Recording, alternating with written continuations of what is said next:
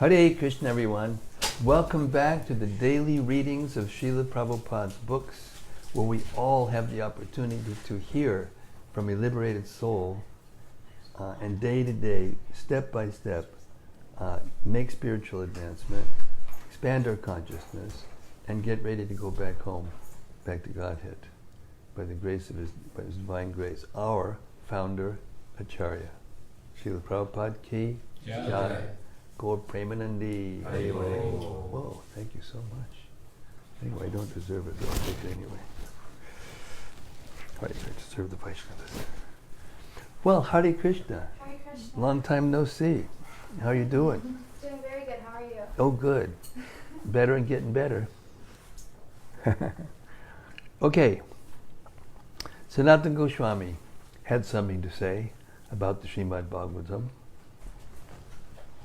The most beautiful glorification, actually, of the Srimad-Bhagavatam I've ever heard.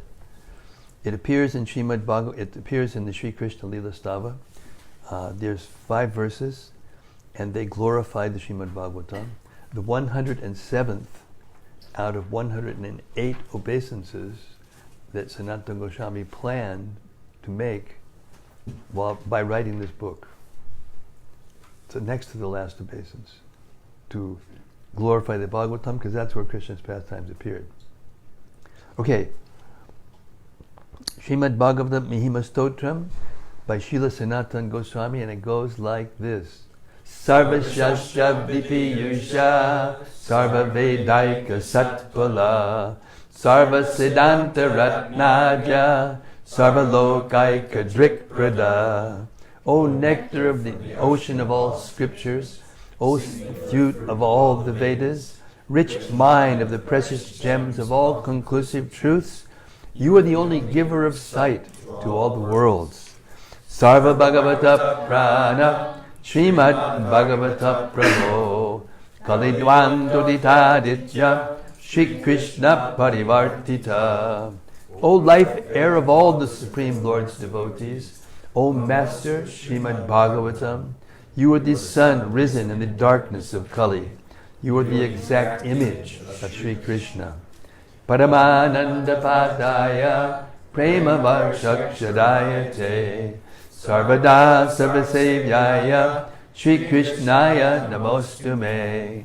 I bow down to you who are supremely blissful to read. Your every syllable pours down a flood of prema. You can always be served by everyone. You are Sri Krishna Himself. Madeka Bando Matsangin Madguru Man Mahadana Man Mistarga Madbhagya Mad Ananda Namostute. My only friend, my constant companion, my spiritual master, my great wealth, my savior, my good fortune, my source of ecstasy, I bow down to you. Asadu sadutadayin atini chochatakara hanamunchagadachinmam premnarit kandayospura. O bestower of saintliness to the unsaintly, O exalter of the most fallen, please never leave me. Always appear in my heart and my voice with pure love. Om Namo Bhagavate Vasudevaya. Om Namo Bhagavate Vasudevaya. Om Namo Bhagavate Vasudevaya. Om Namo Bhagavate Vasudevaya. Om Namo Bhagavate Vasudevaya. Om Namo Bhagavate Vasudevaya. Reading from Srimad-Bhagavatam, Canto 7, Chapter 7, beginning with 42, text 42. What Prahlada learned in the womb. This is some serious devotional, serious hearing going on here. Sukhaya dukkha mokshaya. Okay, here we go. In this material world, every materialist desires to achieve happiness and diminish his distress. Therefore, he acts accordingly. Actually, however, one is happy as long as one does not endeavor for happiness. Shall I repeat that? Actually, however, one is happy as long as one does not endeavor for happiness. As soon as one begins his activities for happiness, his conditions of distress begin. Purport: every conditioned soul is bound by the laws of material nature. As described in Bhagavad Gita, Prakrite kriyamanani gunai karmani sarvashaha. Everyone has achieved a certain type of body given by material nature according to the instructions of the Supreme Personality of Godhead. Ishvara sarvabhutanam riddhishar janatishtati brahmayan sarvabhutani yantrarudani mayaya. The Supreme Lord is situated in everyone's heart, O Arjuna, and is directing the wanderings of all living entities who are seated as on a machine made of the material energy. Bhagavad Gita 18:61. The Supreme Personality of Godhead, the Super Soul, is present in everyone's heart. And as the living entity desires, the Lord gives him facilities with which to work according to his ambitions in different grades of bodies. The body is just like an instrument by which the living entity moves according to false desires for happiness, and thus suffers the pangs of birth, death, old age, and disease in different standards of life. Everyone begins his activities with some plan and ambition, but actually, from the beginning of one's plan to the end, one does not derive any happiness. On the contrary, as soon as one begins acting according to his plan, his life of distress immediately begins. Therefore, one should not be ambitious to dissipate the unhappy conditions of life, for one cannot do anything about them. Ahankara vimudatma kartaham iti manyate. Although one is acting according to false ambitions, he thinks he can improve his material conditions by such activities, by his activities. The Vedas enjoin that one should not try to increase happiness or decrease distress, for this is futile. Tasyaiva heto paryateta kovida. One should work for self-realization, not for economic development, which is impossible to improve. Without endeavor, one can get the amount of happiness and distress for which he is destined, and one cannot change this. Therefore, it is better to use one's time for advancement in the spiritual life of Krishna consciousness. One should not waste his valuable time as a human being. It is better to utilize this life for developing Krishna consciousness without ambitions for so-called happiness. Text 43. A living entity desires comfort for his body and makes many plans for this purpose. But actually, the body is the property of others. Indeed, the perishable body embraces the living entity and then leaves him aside. Purport: everyone desires comfort for his body and tries to make a suitable situation for this purpose, forgetting that the body is meant to be eaten by dogs, jackals, and moths, and thus turned into useless stool, ashes, or earth. The living entity wastes his time in a futile attempt to gain material possessions for the comfort of one body after another. Text 44. Since the body itself is ultimately meant to become stool or earth, what is the meaning of the paraphernalia related to the body, such as wives, residences, wealth, children, relatives, servants, friends, kingdoms, treasuries, animals, and ministers? Whew. They are also temporary. What more can be said about this? 45.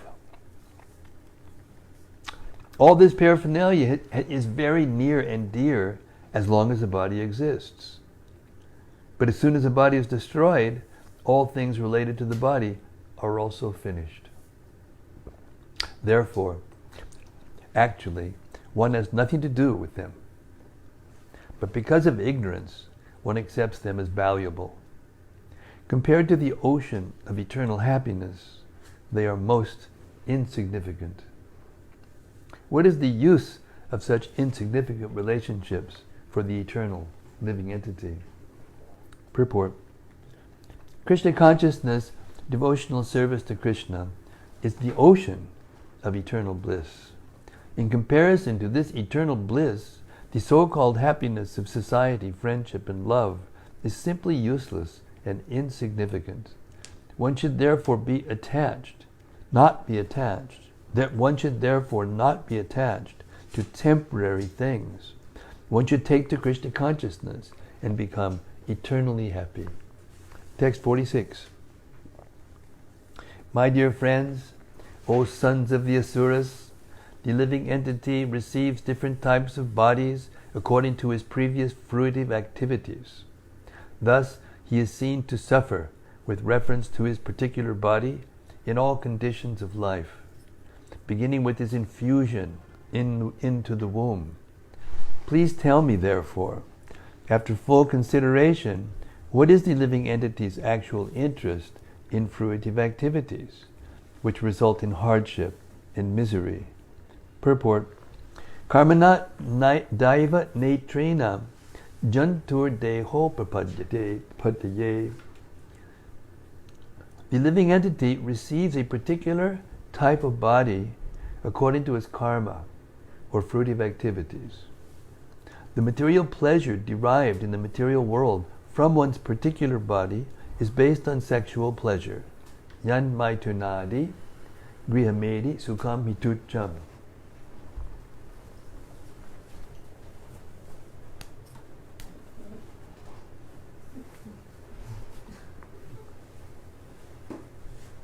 Holy Krishna, Tamal Gopal. Nice to see you.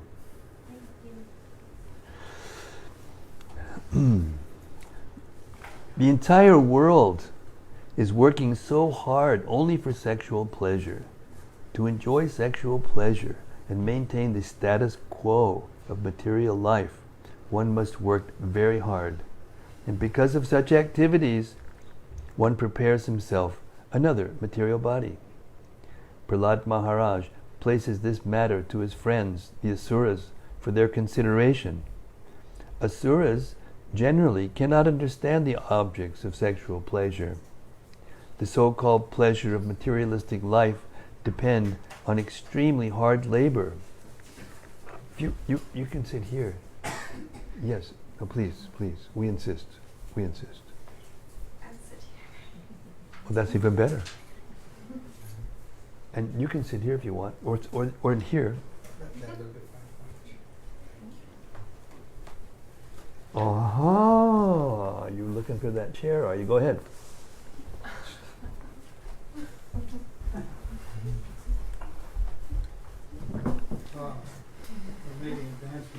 Making advancement. He's got a chair, but it's going to be taken away. It's temporary. Don't worry. Don't get too attached to it. Okay? Okay. Prahlada Maharaj places this matter to his friends and Asuras for their consideration. Asuras generally cannot understand that the objects of sexual pleasure, the so-called pleasure of materialistic life, depend on extremely hard labor. Text 47. The living entity who has received his present body because of his past fruitive activity may end the results of his actions in this life, but that does not mean that he is liberated from bondage to material bodies. The living entity receives one type of body, and by performing actions with that body, he creates another. Thus he transmigrates from one body to another through repeated birth and death because of his gross ignorance. Purport. The living entity's evolution through different types of bodies is conducted automatically by the laws of nature in bodies other than those of human beings. In other words, By the laws of nature, prakrite kriyamanani, the living entity evolves from lower grades of life to the human form. Because of his developed consciousness, however, the human being must understand the constitutional position of the living entity and understand why he must accept a material body. This chance is given to him by nature, but if he nonetheless acts like an animal, what is the benefit of his human life? In this life, one must select the goal of life and act accordingly. Having received instructions from the spiritual master and the Shastra, one must be sufficiently intelligent. In the human form of life, one should not remain foolish and ignorant, but must inquire about his constitutional position. This is called atato brahma jigyasa. The human psychology gives rise to many questions, which various philosophers have considered and answered with various types of philosophy based on mental concoction. This is not the way of liberation. The Vedic instructions say, Tad Vijnanartam Sugurum Evabhigachet. To solve the problems of life, one must accept the spiritual master. Tasmat Gurum Prapadyeta Jigyasu Shreya Uttamam. If one is actually serious in inquiring about the solution to material existence, one must approach a bona fide guru. Tadvidi panipatena pariprashnena sevaya upadekshantite jnanam jnaninas tatpadarshinaha. Just try to learn the truth by approaching a spiritual master. Inquire from him submissively and render service unto him. The self-realized soul can impart knowledge unto you because he has seen the truth. Bhagavad Gita 4:34. One must approach a bona fide spiritual master by surrendering himself, pranipatena, and rendering service. An intelligent person must inquire from the spiritual master about the goal of life. A bona fide spiritual master can answer all such questions because he has seen the real truth. Even in ordinary activities, we first consider gain and loss, and then we act. Similarly, an intelligent person must consider the entire process of material existence and then act intelligently, following the directions of the bona fide spiritual master. Text 48. The four principles of advancement in spiritual life, dharma, artha, kama, and moksha, all depend on the disposition of the Supreme Personality of Godhead. Therefore, my dear friends, following the footsteps of devotees, without desire, fully depend upon the disposition of the Supreme Lord and worship Him, the Supersoul, in devotional service. Purport. These are words of intelligence. Everyone should know that in every stage of life we are dependent upon the Supreme Personality of Godhead. Therefore, the Dharma religion which we accept should be that which is recommended by Prahlada Maharaj, Bhagavat Dharma. This is the instruction of Krishna. Sarvadharman parityajya mamekam sharanam braja. To take shelter of the lotus feet of Krishna means to act according to the rules and regulations of Bhagavat Dharma, devotional service. As far as economic development is concerned, we should discharge our occupational duties but fully depend on the lotus feet of the Lord for the results. Karmanye vadikadaste mapaleshu kadachana. You have a right to perform your prescribed duty, but you are not entitled to the fruits of action. According to one's position, one should perform his duties, but for the results, one should fully depend upon Krishna.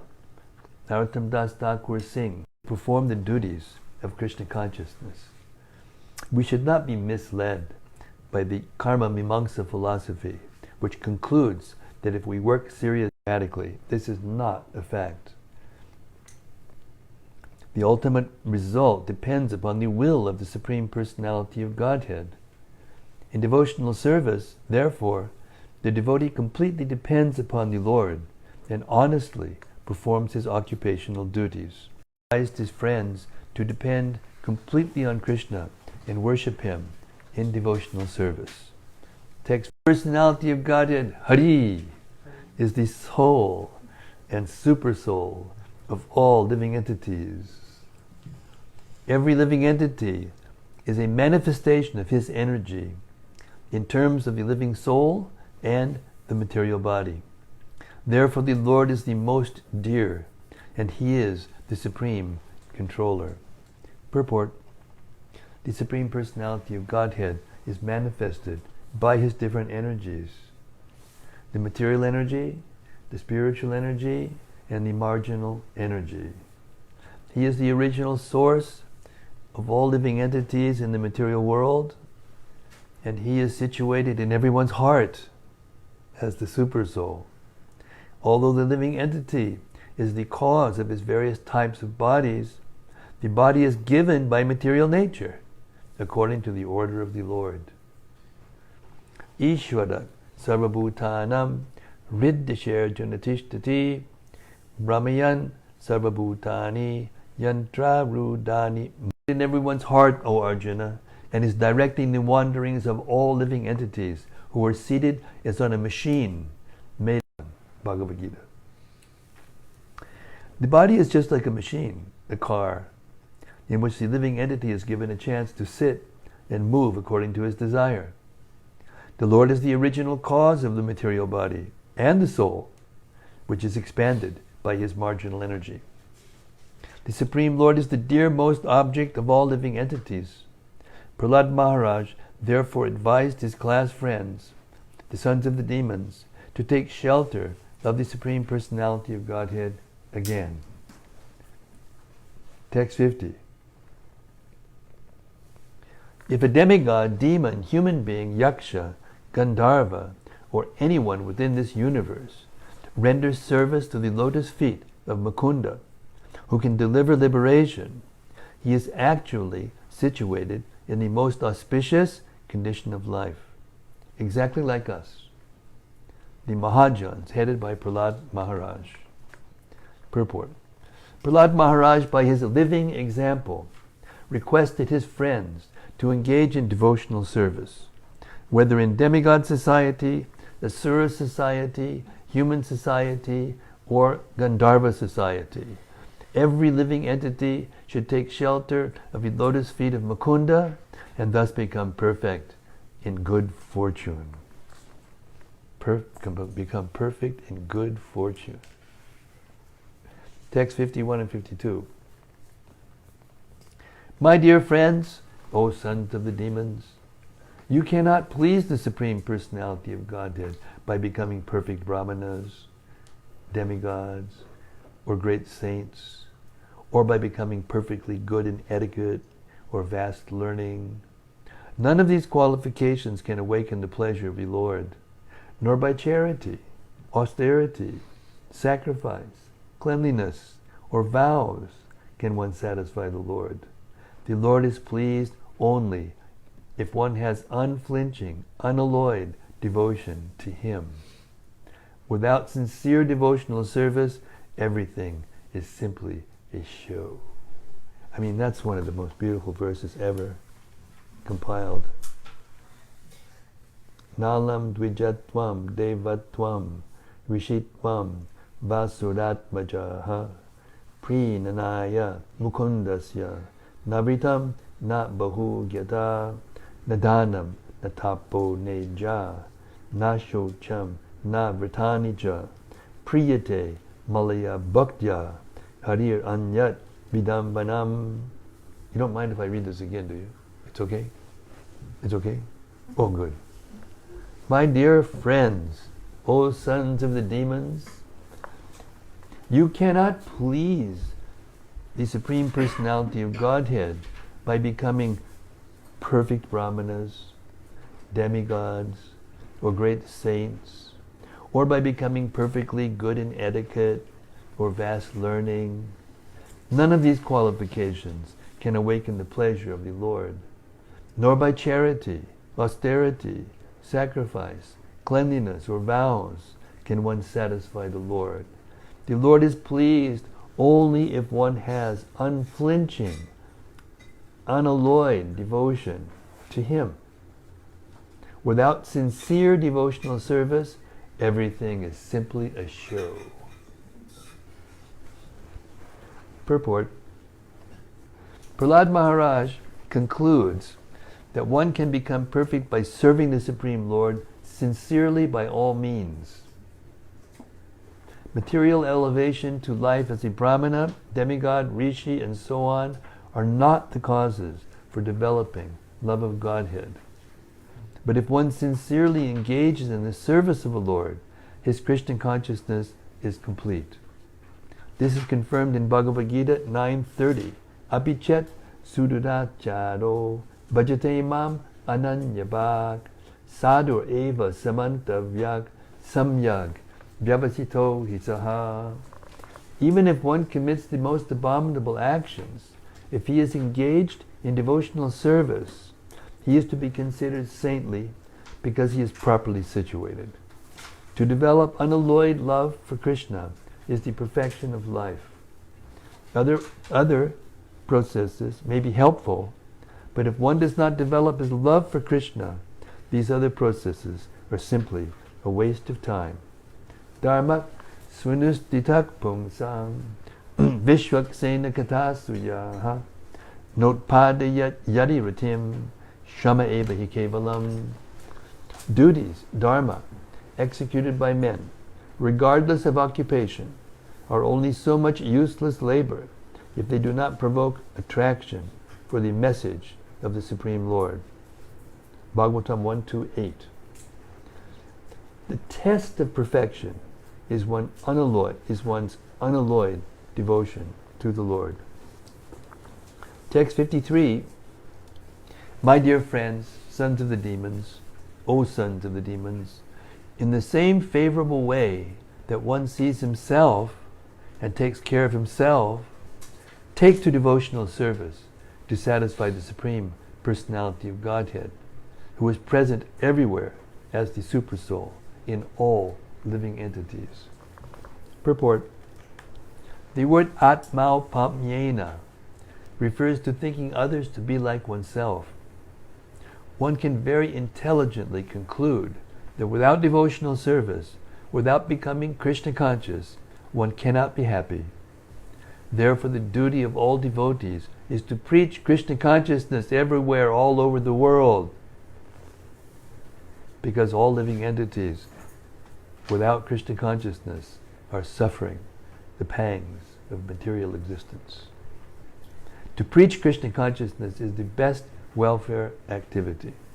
Indeed, it is described by Sri Chaitanya Mahaprabhu as para upakar, work for the true benefit of others. The activities of para upakar have been especially entrusted to those who have taken birth in India as human beings. Well, you almost made it. Close enough. Bharata bhumite hoila manushya janma jar janma sartatak pukari karapara upakar. That's CC Adi Leela 9:41. The entire world is suffering for want of Krishna consciousness. Therefore, Sri Chaitanya Mahaprabhu advised all human beings born in India to make their lives perfect by Krishna consciousness and then preach the gospel of Krishna consciousness all over the world so that others may become happy by executing the principles of Krishna consciousness. Text 54. O my friends, O sons of demons, everyone, including you, the yakshas and rakshasas, the unintelligent women, shudras and cowherd men, the birds, the lower animals, and the sinful living entities, can revive his original eternal spiritual life and exist forever simply by accepting the principles of Bhakti Yoga. Purport. The devotees are referred to as Achyuta Gotra, or the dynasty of the Supreme Personality of Godhead. The Lord is called Achyuta, as indicated in Bhagavad Gita, Senayor ubayor madhye ratam stapayame chuta. Bhagavad Gita 1:21. The Lord is infallible in the material world because He is the supreme spiritual person. Similarly, the jivas who are part and parcel of the Lord can also become infallible. Although Prahlad's mother was in the conditional state, and was the wife of a demon, even yakshas, rakshasas, women, shudras, and even birds and other lower living entities can be elevated to the Achyuta Gotra, the family of the Supreme Personality of Godhead. That is the highest perfection. As Krishna never falls, when we revive our spiritual consciousness, Krishna consciousness, we never fall again to material existence.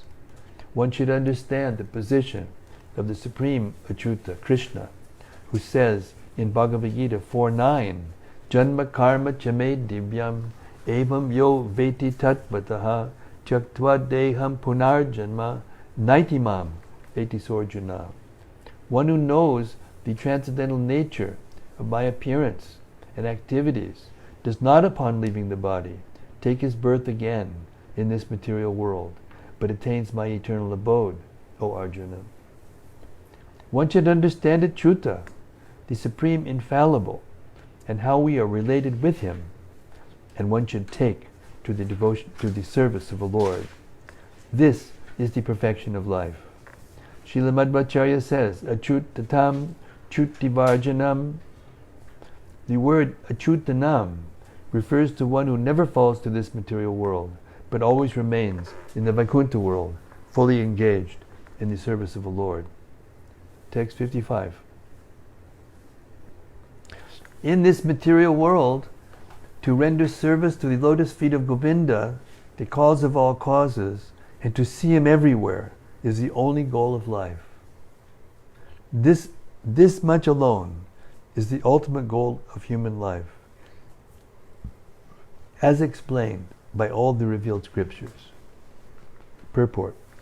In this verse, the words Sarvatra Tad Ikshanam describe the highest perfection of devotional service, in which one sees everything with reference to Govinda's activities. The highly elevated devotee never sees anything unrelated to Govinda. Stavara Jangama Deke Na Deke Tara Murti Sarvatra Haya Nija Ishta Deva Spurti. The Mahabhagavata, the advanced devotee, certainly sees everything, mobile and immobile, but he does not exactly see their forms. Rather, everywhere he immediately sees manifest the form of the Supreme Lord. Madhya Lila 8-274. Even in this material world, a devotee does not see materially manifested things. Instead, he sees Govinda in everything. When he sees a tree or a human being, a devotee sees them in relation to Govinda. Govindam Adipurusham. Govinda is the original source of everything. Ishvara Paramak Krishna Sachidananda Vigraha Anadir Adir Govinda Sarvakarana Karanam. Krishna, who is known as Govinda, is the supreme controller. He has an eternal, blissful, spiritual body. He is the origin of all. He has no other origin, for He is the prime cause of all causes. Brahma Samhita 5.1. The test of a perfect devotee is that he sees Govinda everywhere in this universe, even in every atomic particle. Anda Natara Sta Paramanu Chayantadastam. This is the perfect vision of a devotee. It is therefore said, Narayana Mayam Dira Pashyanti Paramartinaha Jagadhanamayam Lubda Kamuka Kaminim Mayam. A devotee sees everyone and everything in relationship with Narayana. Narayana Mayam. Everything is an expansion of Narayan's energy. just as those who are greedy see everything as a source of money making, and those who are lusty see everything as being conducive to sex. The most perfect devotee, Prahlada Maharaj, saw Narayana even within a stone column. This does not mean, however, that we must accept the words Daridra Narayana, which have been manufactured by some unscrupulous person. One who actually envisions Narayana everywhere makes no distinction between the poor and the rich. To single out the Daridra Narayana or poor Narayana and reject the Dhani Narayana or rich Narayana is not the vision of a devotee. Rather, that is the imperfect vision of materialistic persons.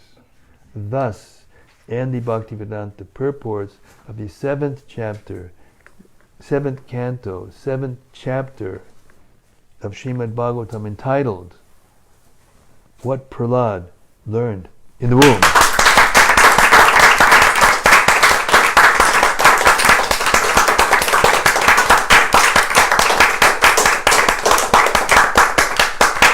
We got a beat.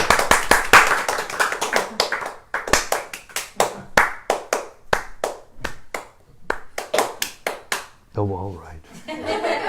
You win. You'd be a great tabla player or something. Yeah, no doubt. Oh, that was breathtaking. Prahlada Maharaj just laying out the goal of life. Such sweet, profound, heavy but sweet way. Wonderful. Okay, let's move on.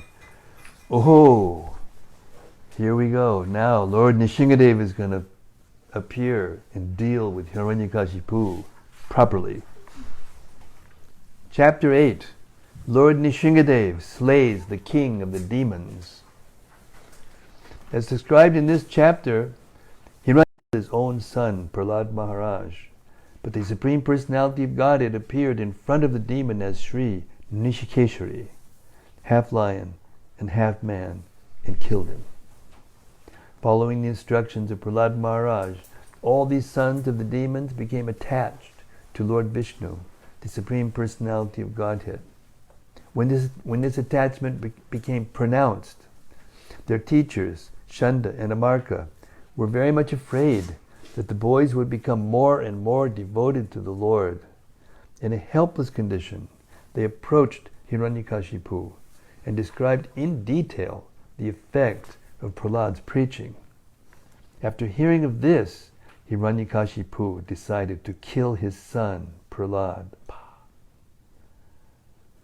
Hiranyakashipu was so angry that Prahlada Maharaj fell down at his feet and said many things just to pacify him. But he was unsuccessful in satisfying his demoniac father. Hiranyakashipu is a typical demon. Hiranyakashipu, as a typical demon, began to advertise himself as being greater than the Supreme Personality of Godhead.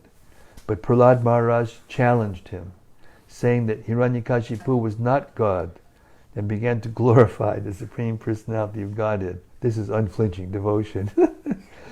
and that no one is equal to or greater than him.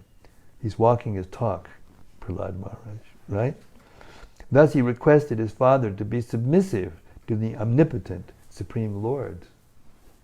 The more Prahlada Maharaj glorified the Supreme Personality of Godhead, the more angry and agitated the demon became. Hiranyakashipu asked his Vaishnava son whether his God existed within the columns of this palace. And Prahlada Maharaj immediately accepted that since the Lord is present everywhere, he was also present within the columns. When Hiranyakashipu heard this philosophy from his young son, he derided the boy's statement as just the talk of a child and forcefully struck the pillar with his fist. As soon as Hiranyakashipu struck the column, there issued forth a tumultuous sound. At first, Hiranyakashipu, the king of the demons, could not see anything but the pillar. But to substantiate Prahlada's statements, the Lord came out of the pillar in his wonderful incarnation as Narasingha, half lion and half man.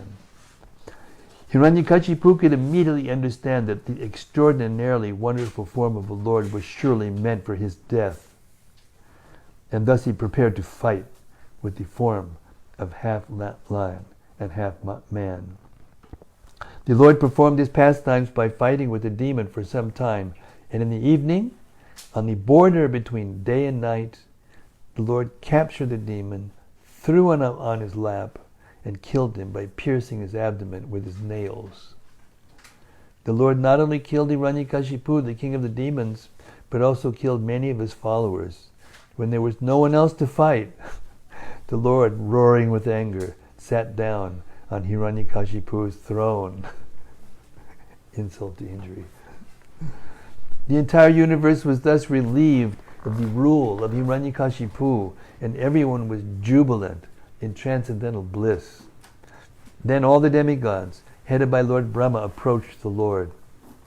These included the great saintly persons, the Pitas, the Siddhas, the Vidyadharas, the Nagas, the Manus, the Prajapatis, the Gandharvas, the Charanas, the Yakshas, the Kimpurushas, the Vaitalikas, the Kinnaras, and also many other varieties of beings in human form.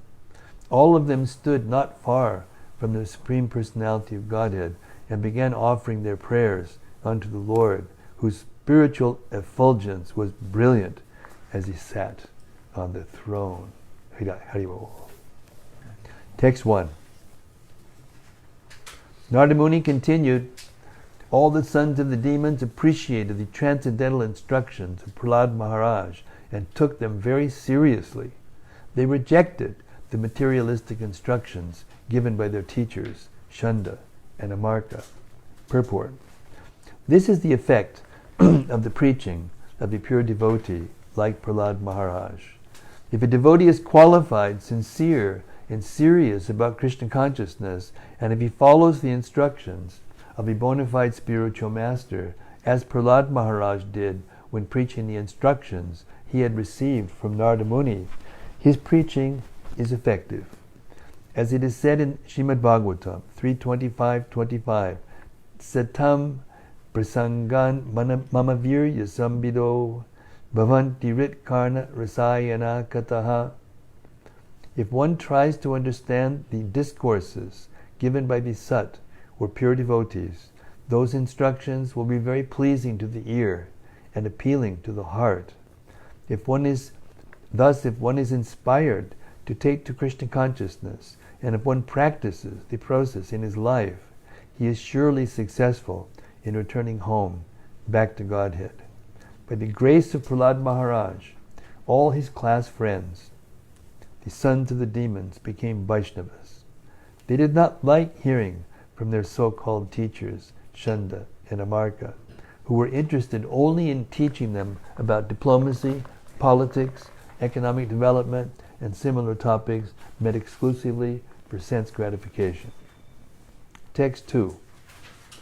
When Shanda and Amarka, the sons of Shukracharya, observed that all the students, the sons of the demons, were becoming advanced in Krishna consciousness because of the association of Prahlada Maharaj, they were afraid. They approached the king of the demons and described the situation as it was. Purport. The words Buddhim Ekanta Sangstitam indicate that as an effect of Prahlada Maharaj's preaching, the students who listened to him became fixed in the conclusion that Krishna consciousness is the only object of human life. The fact is that anyone who associates with a pure devotee and follows his instructions becomes fixed in Krishna consciousness and is not disturbed by materialistic consciousness. The teachers particularly observed this in their students, and therefore they were afraid, because the whole community of students was gradually becoming Krishna conscious. Prahlada Maharaj ki jai. Text 3 and 4.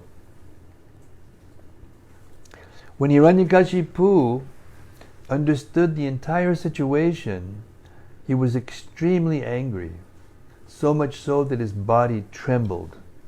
Thus he finally decided to kill his son, Prahlada. Hiranyakashipu was by nature very cruel, and feeling insulted, he began hissing like a snake trampled upon by someone's foot. His son Prahlada was peaceful, mild, and gentle. His senses were under control, and he stood before Hiranyakashipu with folded hands. According to Prahlada's age and behavior, he was not to be chastised. Yet with staring, crooked eyes, Hiranyakashipu rebuked him with the following harsh words. Purport. When one is impudent toward a highly authorized devotee, one is punished by the laws of nature. The duration of his life is diminished, and he loses the blessings of superior persons and the results of pious activities. Hiranyakashipu, for example, had achieved such great power in the material world that he could subdue practically all the planetary systems in the universe, including the heavenly planets, Swargaloka. Yet now, because of his mistreatment of such a Vaishnava as Prahlada Maharaj, all the results of his tapasya diminished. As stated in Srimad-Bhagavatam 10.4.46, Ayu Shriyam Yasho Dharmam Lokan Ashisha Evacha Hanti Shreyang Sisarvani Pungso Mahat Atikramaha. When one mistreats great souls, his lifespan, opulence, reputation, religion, possessions, and good fortune are all destroyed. Text 5. Hiranyakashipu said, O most impudent, most unintelligent disruptor of the family, O lowest of mankind, you have violated my power to rule you, and therefore you are an obstinate fool. Today I shall send you to the place of Yamaraj. Purport. Hiranyakashipu condemned his Vaishnava son Prahlada for being durvinita, ungentle, uncivilized, or impudent. Srila Vishwanath Chakravarti Thakur, however, has derived a meaning from this word, durvinita, by the mercy of the goddess of learning, Saraswati. He says that duhu refers to this material world. This is confirmed by Lord Krishna in his instruction in Bhagavad Gita that this material world is dukalayam, full of material conditions. Vi means vishesha, specifically, and nita means brought in. By the mercy of the Supreme Lord, Prahlada Maharaj was especially brought to this material world to teach people how to get out of the material condition. Lord Krishna says, Yada hidharmasya glanir bhavati bharata. When the entire population, or part of it, becomes forgetful of its own duty, Krishna comes. When Krishna is not present, the devotee is present. But the mission is the same, to free the conditioned souls from the clutches of Maya that chastises them. Srila Vishwanath Chakravarti Thakur further explains that the word mandatman means manda, very bad, or very slow in spiritual realization. As stated in Srimad-Bhagavatam 1.1.10, mandak sumanda matayo manda bhagya. Prahlada Maharaj is the guide of all the mandas, or bad living entities who are under the influence of Maya. He is the benefactor even of the slow and bad living entities in this material world. Kula Bheda Karadama. By his actions, Prahlada Maharaj made great personalities who established big families seem insignificant. Everyone is interested in his own family and in making his dynasty famous. But Prahlada Maharaj was so liberal that he made no distinction between one living entity and another. Therefore he was greater than the great Prajapatis who established their dynasties. The word stabdam means obstinate. A devotee does not care for the instructions of the asuras. When they give instructions, he remains silent A devotee cares about the instructions of Krishna, not those of demons or non-devotees. He does not give any respect to a demon, even though the demon be his father. Much chasanodbritam. Prahlada Maharaj was disobedient to the orders of his demoniac father. Yamak Chayam. Every conditioned soul is under the control of Yamaraj. But Hiranyakashipu said that he considered Prahlada Maharaj his deliverer, for Prahlada would stop Hiranyakashipu's repetition of birth and death. Because Prahlada Maharaj, being a great devotee, was better than any yogi, Hiranyakashipu was to be brought among the society of bhakti yogis. Thus Srila Vishwanath Chakravarti Thakur has explained these words in a very interesting way, as they can be interpreted from the side of Saraswati, the mother of learning. Text 6. My son Prahlad, you rascal, you know that when I am angry all the planets of the three worlds tremble, along with their chief rulers. By whose power has a rascal like you become so impudent that you appear fearless and overstep my power to rule you? Purport. The relationship between a pure devotee and the Supreme Personality of Godhead is extremely relishable. A devotee never claims to be very powerful himself. Instead, he fully surrenders to the lotus feet of Krishna, being confident that in all dangerous conditions, Krishna will protect his devotee. Krishna himself says in Bhagavad Gita 9:31, Kontaya pratijanihi name bhakta pranashyati. O son of Kunti, declare it boldly that my devotee never perishes. The Lord requested Arjuna to declare this instead of declaring it himself, because sometimes Krishna changes his view and therefore people might not believe him. Thus Krishna asked Arjuna to declare that a devotee of the Lord is never vanquished. Hiranyakashipu was perplexed about how his 5-year-old boy could be so fearless that he did not care for the order of his very great and powerful father. A devotee cannot execute the order of anyone except the Supreme Personality of Godhead. This is the position of a devotee. Hiranyakashipu could understand that this boy must have been very powerful, since the boy did not heed his orders. Hiranyakashipu asked his son, Kimbala, how have you overcome my order? By whose strength have you done this? Hare Krishna. 7:30 on the dot. We'll stop here. Now we have our special open mic session now for reflections and anything that you might want to, that you heard, that you might want to discuss further or hear again or question about. But before we do, we got one question just as we were shutting down the phone last night. Rati Manjari asked a question and it didn't get answered, so I want to answer her question first.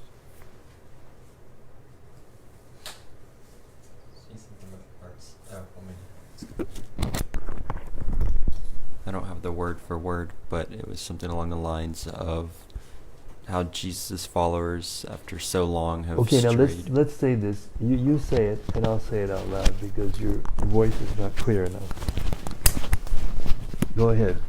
So Jesus' Rati Manjari is asking. Jesus' followers strayed strayed over many years. and she was asking the importance of having a spiritual master. And she was asking the importance of having a spiritual master. Who is still alive. Still alive. That's it? Okay. So there's 3 kinds of spiritual masters.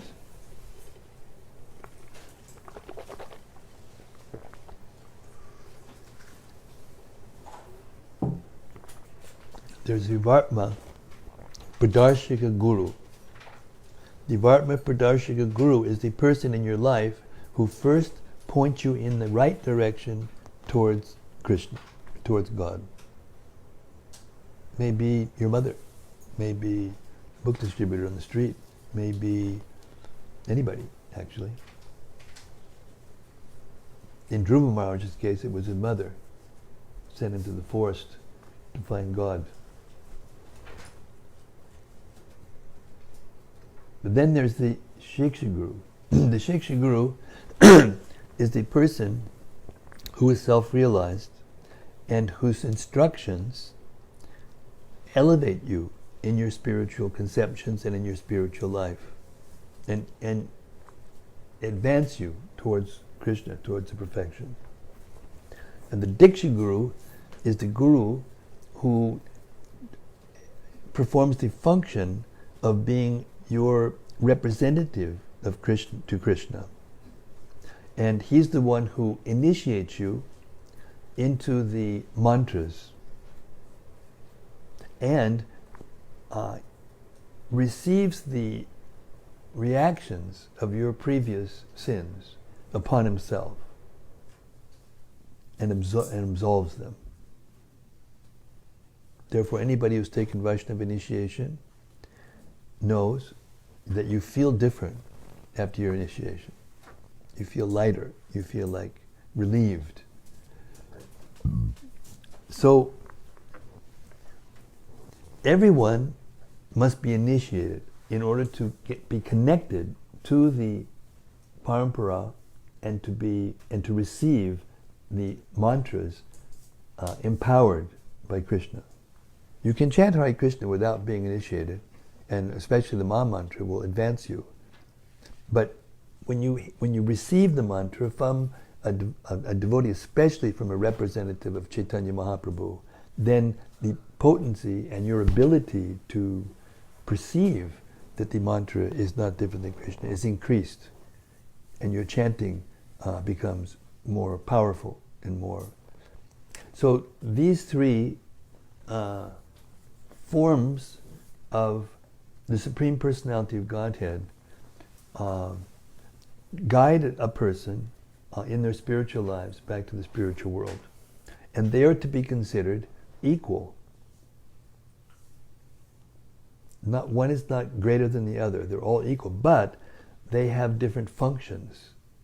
The Vartma Pradarshika is the one that first points you in the right direction. If you follow that direction, you'll go to Krishna, or towards Krishna, at least. The Shiksha Guru will give you instructions that when you inquire from him and receive the instructions and assimilate them, you will feel yourself being purified and uplifted and closer to Krishna and more elevated. And the Diksha Guru, who also can perform the function of the Shiksha Guru. Most Diksha Gurus are the ones who have given Shiksha to the disciple along the way, and then that disciple chooses that person as a spiritual master, and then he initiates him. And he becomes the representative of Krishna to him. But when your Diksha Guru departs, it doesn't mean that you have to get another Diksha Guru. As a matter of fact, there's a rule against that in the Vedas, that you can only receive initiation from one Guru. And then the other Gurus that you get, either when your spiritual master departs or when you're not with your spiritual master physically, then either by the approval of your Diksha Guru, which is the best way to accept the Shiksha Guru, is to get the Shiksha Guru approved by your Diksha Guru, or if that Shiksha Guru is in the same line and is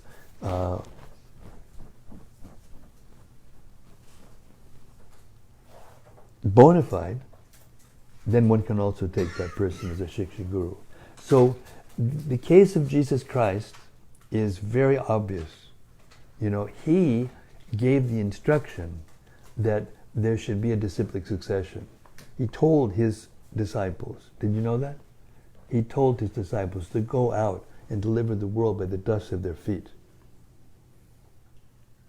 And to teach and to make disciples as he made them disciples. So if anyone follows in that instruction, and all the other instructions, not just that one instruction, but all the other instructions, then they become elevated, even if Jesus Christ is not physically present.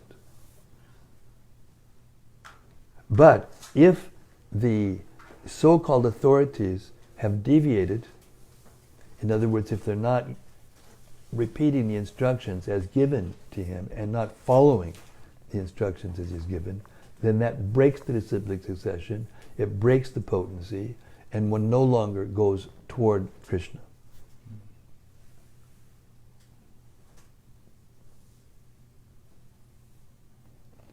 Is that clear? Mm-hmm. Does that answer the question? She hasn't said anything, but... Is she there? You don't know. It's Monday. She sent hearts. She sent hearts? When you first said that you were going to answer the question. Oh, she sent a heart. Okay. Hey, Rati, let me know if that answers your question. Otherwise, we'll go more deeper into it. But I got to meet somebody in 5 minutes. So, Hare Krishna. Michelle Ross has a question. Who? I think it was Michelle Ross. Michelle Ross. Oh, from London. Bhakti and Michelle. Hare Krishna, Michelle. Sydney, Australia. Oh, from Sydney. Well, your family's expanding. What can I say, you know? Okay. What's not to like? Hare Krishna Maharaj. My name is Michelle Ross from Sydney, Australia. Thank you so much for your classes. I am not initiated. One day, can I go back to Krishna if not initiated, as it may take time for me to be ready to be initiated? I'm an oldie coming to Krishna.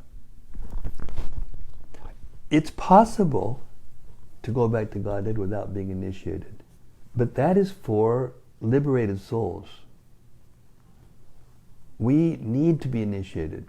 You shouldn't think that you don't need to be initiated. Everyone needs to be initiated. Even Lord Chaitanya himself was initiated. Krishna himself was initiated. What more example do we need?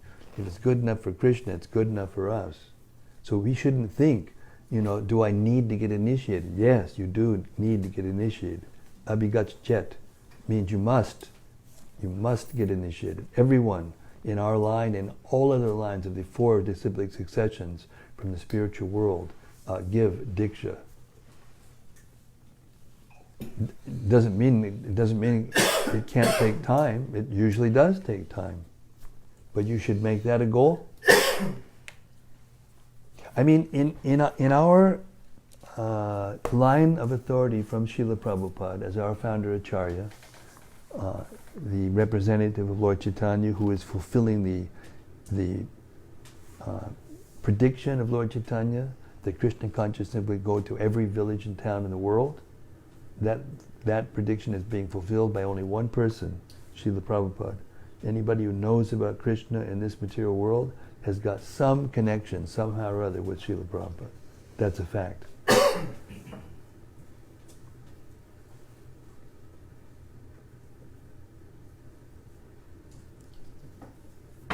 got Rati commented back.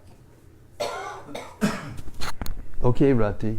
She's real sharp, so she'll have something more to say, some other question. Dear Guru Maharaj, please accept my humble obeisances. Thank you very much for your kindness upon this fallen soul.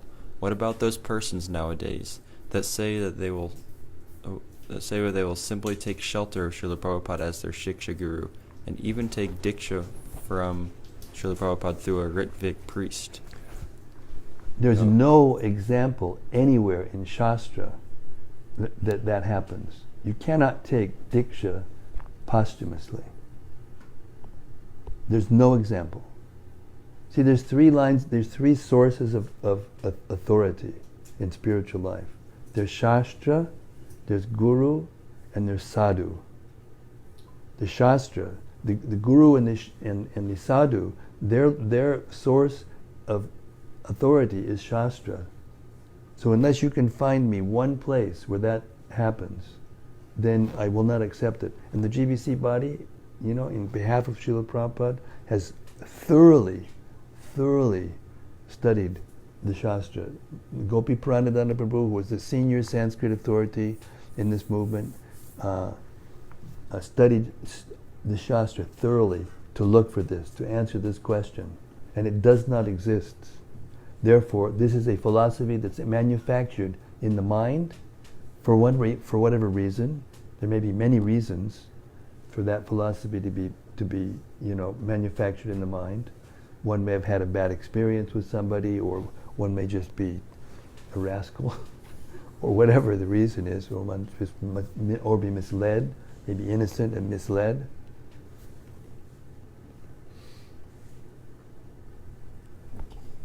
And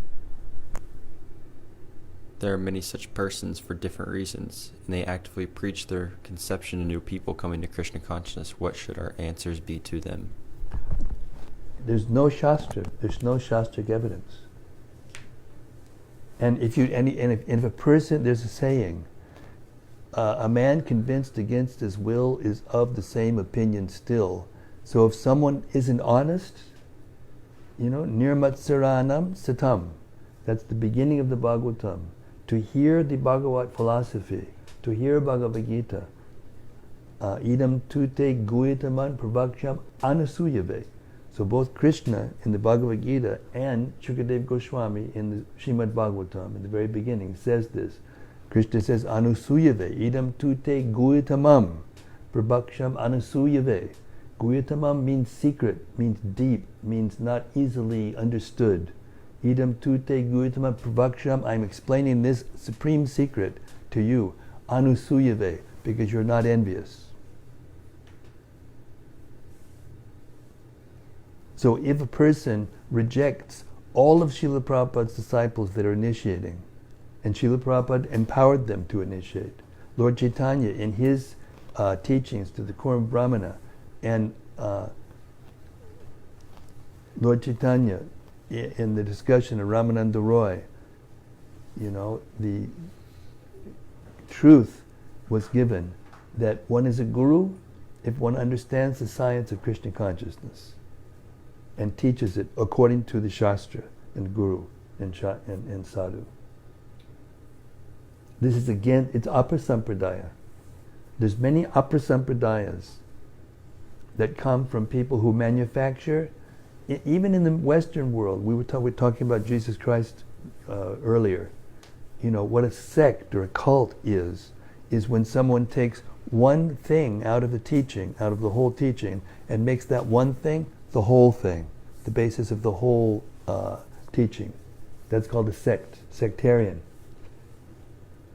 Therefore, Krishna consciousness is not a sectarian religion.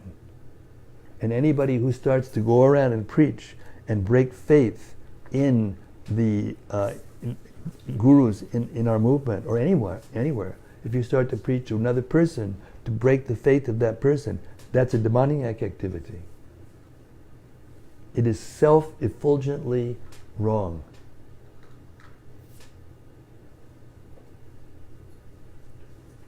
This is Mayavad philosophy.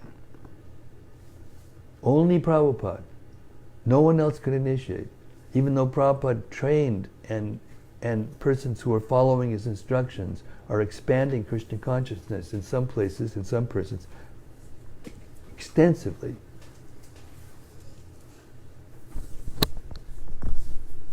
Krishna Navina Nahe. You cannot expand Krishna consciousness genuinely unless you're empowered by Krishna. Evam parampara praptam imam raja shovidu.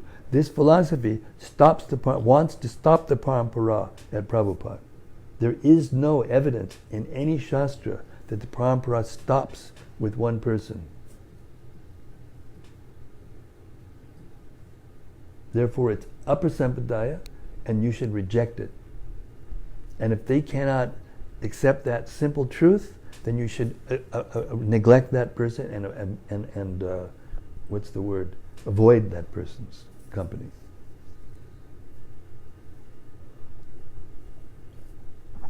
And one more question on there.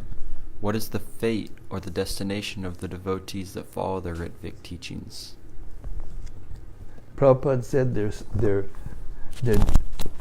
Their whereabouts is unknown. Their whereabouts is unknown.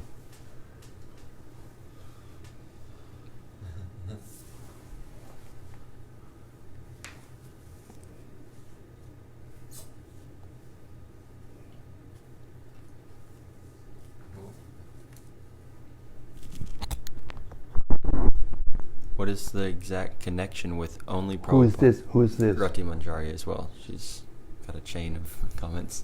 What is the exact connection with only Prabhupada and Mayavad philosophy? What is the exact connection of only Prabhupada and Mayavad philosophy? Because it says that only, Prabhupada and no one else. I mean, this is one of the deviations of the Christians in Jesus Christ that I mentioned before, and that's where the thing came from. The question came from this point, and that is that what if they, follow Jesus Christ and he's not there anymore? What do they do? They have to follow the teachings that come from his disciples and his disciples, and that's his standard. That's his instruction. That's Lord Chaitanya. It's Mayavad because if you think that Srila Prabhupada's instructions are not true and you don't follow them, then it's impersonalism. If you try to make him something other than what he taught, then it's impersonalism. It's not accepting him for what he is.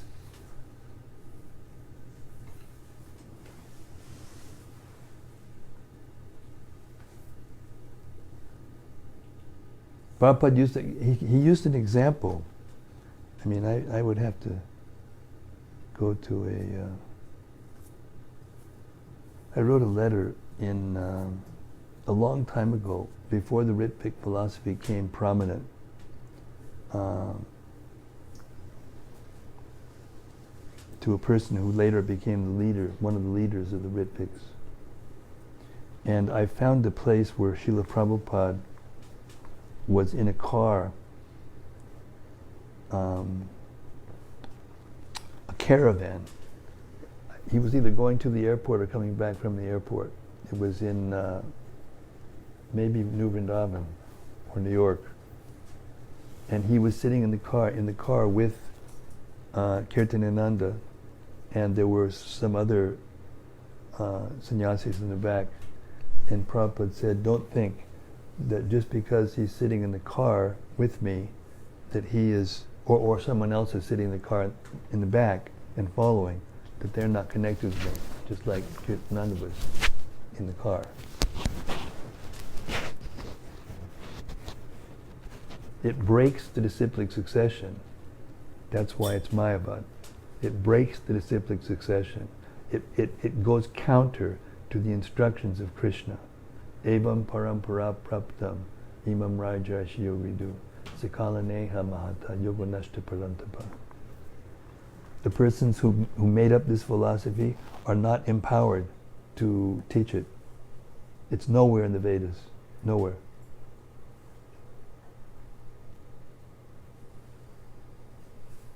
Of course, people manufacture philosophies out of the speculative mind. So they'll have their philosophy and they'll have their reasons, but they cannot justify it by Srila Prabhupada's instructions. When Srila Prabhupada was asked this direct question by a committee of the GBC, who asked him 3 questions. What about GBCs when you leave? This is in 1977, just before Prabhupada left. I think it was May or June 1977.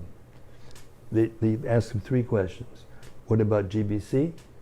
What about Guru when you leave? And what about further translations? So the first one was very easy. He said the GBC can decide to, add GBCs, or if someone deviates, they can remove him and replace him. The second one was disciple of my disciple. He came out of his mouth, disciple of my disciple, grand disciple. After he leaves, his disciples who are approved become their disciples, the grand disciples of Srila Prabhupada. You can't take those words back. You can't unring the bell And you can see it if you want to see the transcript of that conversation. It's May 28th, is it? May 28th? Anyway, you can look it up and find the transcript and see the word for word, I mean not the word for word, but the exact transcription of that conversation.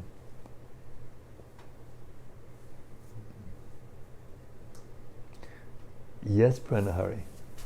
See, whenever there's a issue, controversial issue, that's the one that everybody wants to hear. Oh yeah, we want to hear about this, If we can only hear, if we'd only want to hear about the instruction that Prahlada Maharaj just gave us, that not by this, not by that, not by this, not by that, only by unflinching devotion to the lotus feet of Krishna. Unflinching devotion means to accept the instructions coming from Krishna in a parampara system. You can't change the system. It's eternal. Go ahead. I just thought of one other reason why one could label this great. I need a Ritvik little support here. as Go ahead. Mayavad. Well, just how the Mayavadis they consider Krishna and everything related to Krishna as Maya, which enables them to, basically, take that position of being the enjoyer, controller, and master themselves, and then blaspheme Krishna and his devotees and his leelas and whatnot. Similarly, it seems like many a time with those who are indulging in this Ritvik ideology, they consider that Prabhupada's disciples who are initiating, they consider that that's Maya. Therefore, they blaspheme them and say all sorts of horrible stuff. Yes. And then they put themselves as authorities and act as gurus, but not nominally, which is really cheating. This is really interesting. Can I give you a classic example? Yes, please. So not long after this devotee started to do this, there was a group of them from Bangalore. One of the seats of the Mahima philosophy came from this Brickford philosophy came from Bangalore. So there was a busload of them, and new devotees, students, and there were 2 or 3 brahmacharis, leading older brahmacharis, who were taking care of them. So Asit Krishna, who's now Asit Krishna Maharaj, he was there, and he's very sharp. You know him. He's a very sharp, very advanced devotee. He's stayed in Govardhan for 25 years now, all year round, under all conditions, and he's not an ordinary person. Knows the Shastras backwards and forwards, reads them in the original. And so he came. He found one of the students, and Madhu Pandit was the Ritvik guru there, right? So then, just out of curiosity, he waited until somebody was a little bit apart from the other, brahmacharis who was taking care of them, and he asked him, "Who's your guru? Who's your guru?" And he said, "Madhu Pandit." And he said, "Wait a second, I thought that he was initiating on the behalf of Prabhupada. Prabhupada's your guru." No, Madhu Pandit's my guru. He was adamant about it. So this reinforces your point, that actually they'll take the position of the guru, in effect, and they'll receive that, level of devotion and service as the guru. Yes, Sarva.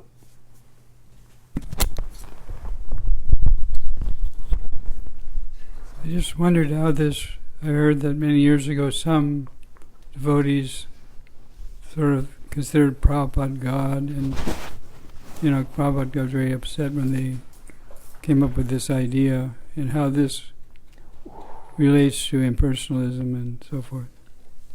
Sarva, you've done it again. You've nailed it. This was in 1970 in New Vrindavan. There was a festival, and there were 3 new sannyasis who were preaching this philosophy. I won't name the names because it's not very nice to do that, especially 2 of them passed away. So they started to preach that Prabhupada was God. And this was right after Prabhupada left. I mean, this is a deep story. I don't know how deeply I should go into this, but in Los Angeles, Srila Prabhupada started to detect some approach to him that was not coming from him. Yes, and the way it came out was some of his letters stopped getting to him. That was one thing. The other thing was that they made a decision that Prabhupada would sit on another cart other than the cart he normally sat in without asking him. Those are two examples. There were other things, but those are two examples.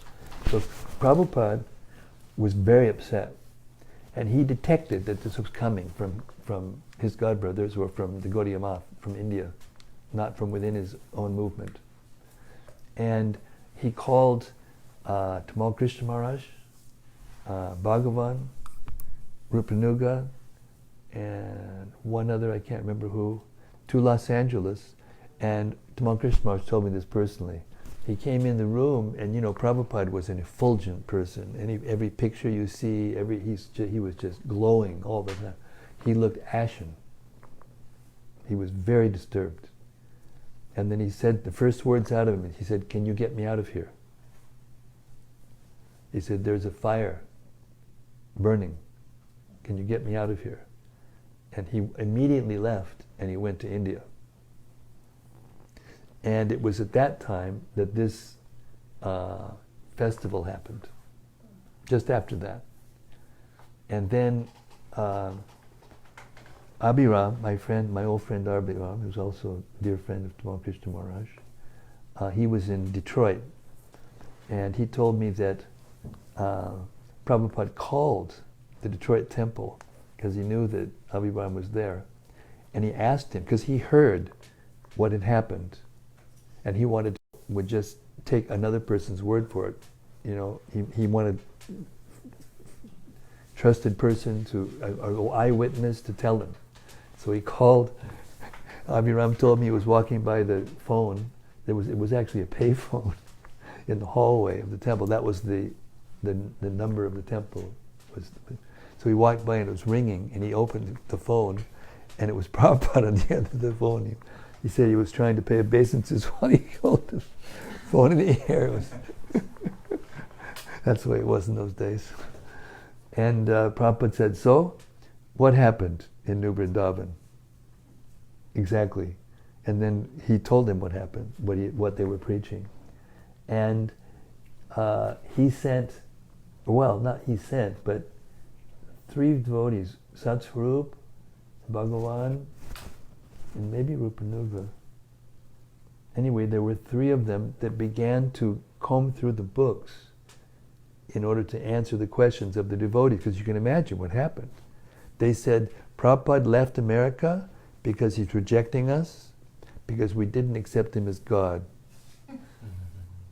And there's no way that you can get his forgiveness. And all the devotees were completely devastated. And then Prabhupada wrote a letter, and then finally he came back and he clarified everything to all the devotees, and everything was okay. I mean, some devotees left at that time. But exactly, he said, this is a perfect example that you used. He said, this is Mayavad. They're saying that the Guru is God, that he's Krishna.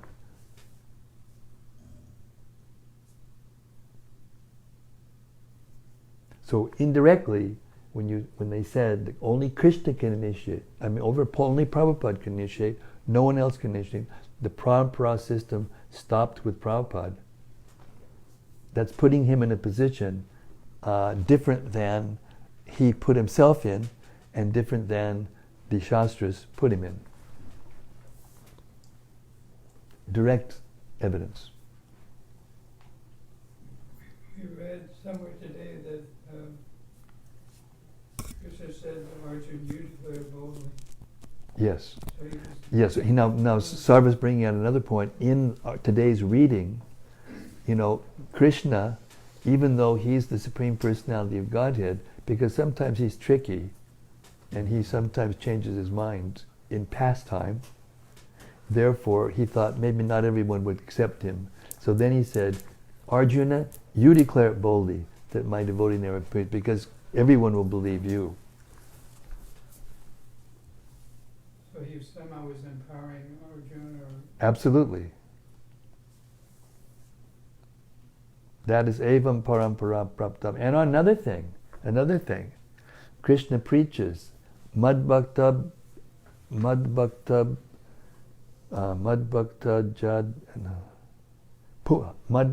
pujab charika.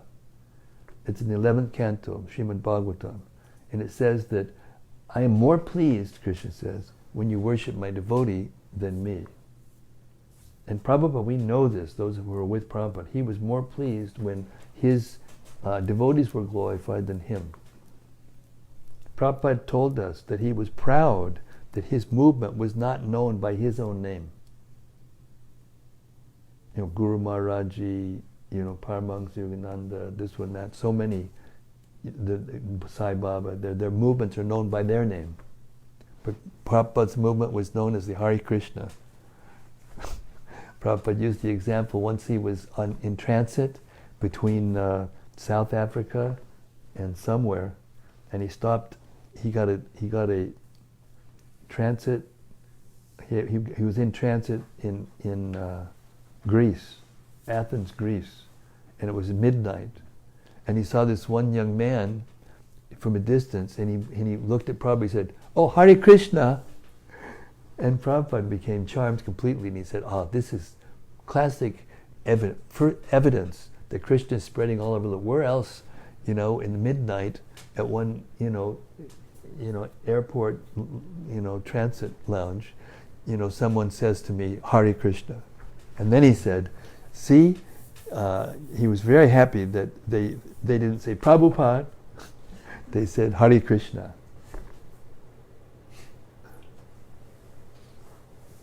There's unlimited examples, but I can't go on and on and on. I got to go. I just missed my phone call. Anyway, hopefully they'll be there so I can reach them. Okay, that's it. Very lovely questions. Thank you very much, Rati, for opening up Pandora's box.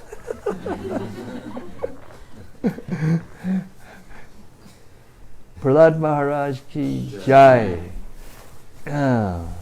Srimad-Bhagavatam ki jai. Srila Prabhupada ki jai. Eternal Parampara ki jai. Gaur Premanandi.